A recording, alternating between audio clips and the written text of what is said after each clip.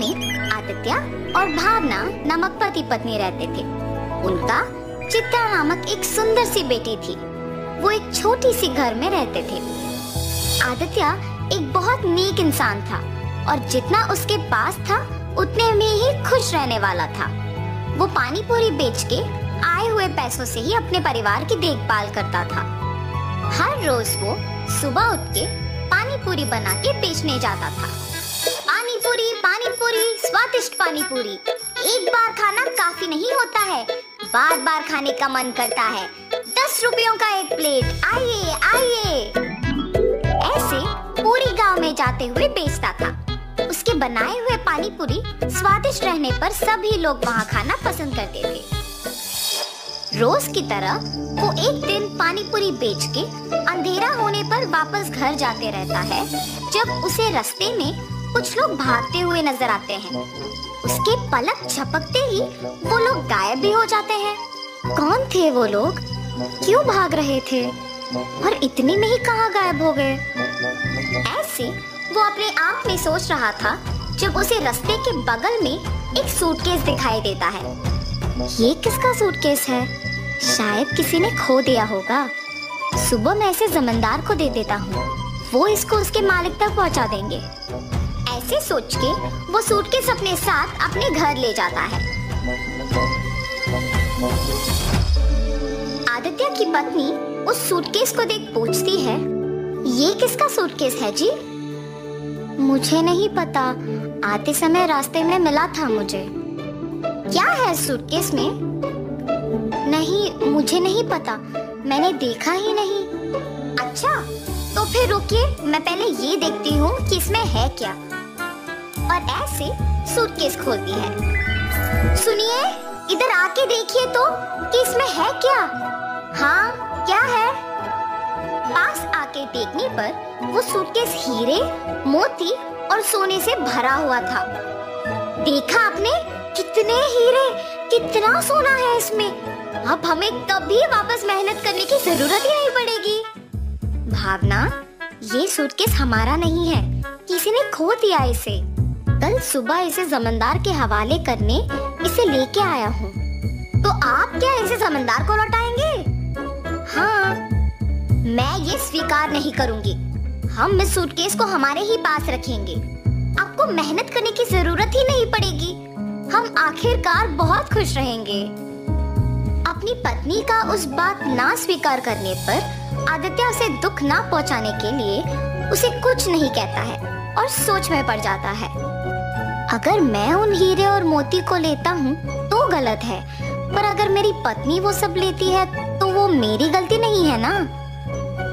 ऐसे सोचकर अपनी पत्नी से कहता है, किसी और का कमाया हुआ मुझे खर्च करना ठीक नहीं लगता है। मैं अपने पानीपुरी का दुकान ही चलाऊंगा। तुम्हें जो पसंद तुम वही करो। ऐसे कहने पर उसकी बीवी बहुत खुश होती है। कुछ दिन बाद उसकी पत्नी मिले हुए हीरे, मोती और सोना बेच के एक बड़ा सा घर खरीदती है और वे सब उसी घर में चले जाते हैं। मगर आदित्य अपना पानीपुरी का व्यापार नहीं छोड़ता है। एक दिन जमींदार के पास एक औरत आती है। प्रभु, प्रभु, मेरे घर में किसी ने सारे हीरे, सोना, मेरी गहने चुरा लिया है। मुझे समझ में नहीं आ रहा कि मैं क्या करूं, इसीलिए आपके पास भाग के आई। कृपया मेरी मदद कीजिए प्रभु। फिक्र ना करो माता, मेरे पे भरोसा करके आप चले जाओ। मैं उस चोर को पकड़ के आपको बुलाऊंगा। जमींदार के ऐसे कहने पर वो औरत उन पे भरोसा करके वहाँ से चली जाती है। उसके बाद के कुछ ही दिन में जब आदित्य और उसका परिवार एक बड़ा घर खरीद के उसमें रहने लग जाते हैं, तो गांव के लोग में उन्हीं के बारे में खुसर पुसर शुरू हो जाती है। ऐसे ये बात जमींदार तक भी पहुंचती है। एक साधारण पानीपुरी बेचने वाला एकदम से इतना बड़ा घर कैसे खरीद पाया? पता नहीं प्रभु, किसी को नहीं पता। गांव के सारे लोग भी आश्चर्यचकित होके इसी के बारे में बात कर रहे हैं। ऐसे ही मैं सुन के आपको बताया।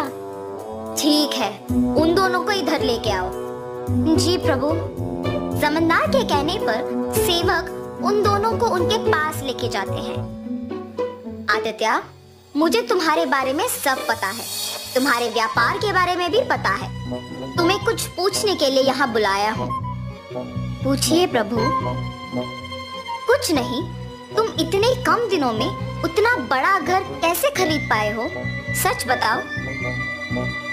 क्या ये पूछने के लिए जमींदार हमें यहाँ तक बुलाए हैं? मुझे ही बताना होगा कुछ, वरना मेरे पति सब सच बता देंगे। मेरे पति का कमाया हुआ पैसा हम बचा बचा के ये घर खरीद पाए हैं प्रभु। ऐसे हिम्मत से बोलती है ताकि किसी को शक ना आए। माता, आप पे कोई इल्जाम लगाने के लिए मैं आप लोगों को यहाँ नहीं बुलाया हूँ।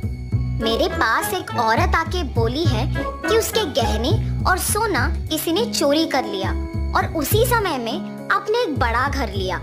हालात मुझे आपसे ऐसे पूछने पर मजबूर कर रहे हैं, तो सच कहिए कि आपको इतने पैसे अचानक कहाँ से मिले? अगर मैं अब भी चुप बैठूंगा तो वो एक बहुत बड़ी गलती होगी और उस औरत के दुख का कारण मैं ही हो जाऊंगा। ऐसे सोचकर आदित्य जमींदार को सच बताने का फैसला करता है। मुझे क्षमा करे प्रभु।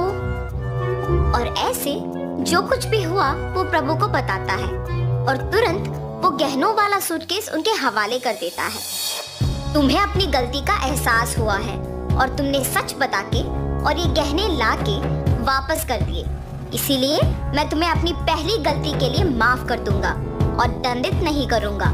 लेकिन याद रखना आदित्य, गलती ना करना जितना जरूरी है उतना ही जरूरी है गलती करने वालों को रोकना। ये कभी मत दोहराओ। जमींदार के माफ करने पर आदित्य उनके कृतज्ञ होता है और वहां से चला जाता है और जमींदार उन गहनों को उस औरत के हवाले कर देता है। आदित्य हमेशा की तरह अपने पानी पूरी का व्यापार करता है और उसी से अपना घर को चलाता है। तो इस कहानी का नैतिक क्या है? गलती नहीं करना है, ये तो सबको पता है, और गलती करने वालों को प्रोत्साहित भी नहीं करना है, ये समझ लो।